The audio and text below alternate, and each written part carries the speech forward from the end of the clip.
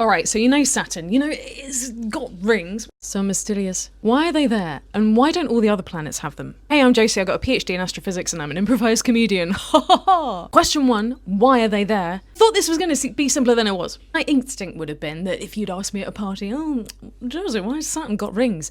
Would have been that it was to do with something that was left over from the formation of Saturn. But the rings are really clean. Apparently, if it was formed during the time that Saturn was formed, then the rings would be like much dirtier and just full of grime by now, like the rest of us. So this means there could be a different kind of formation mechanism. There might have been a little extra moon, or a really big moon, I guess, that was spinning around Saturn and then either got hit by a comet or an asteroid or just got pulled apart by Saturn altogether. The most exciting thing about this seems to be that it's just a really big mystery. My little grey cells tell me that there is much more to be discovered. And also I look just like my cousin with this filter on.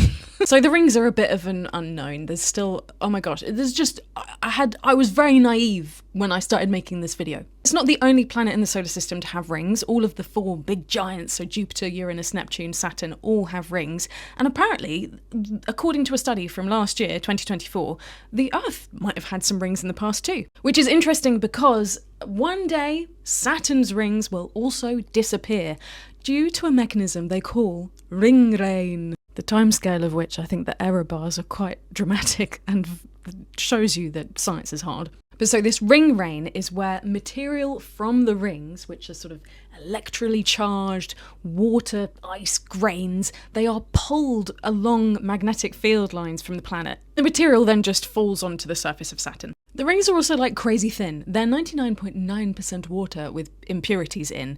And although they are 60,300 kilometers, which is 37,500 miles across, guess how tall they are? Just 10 baby little meters. Anyway, I got things to do, I got bells to jingle, I got places to be.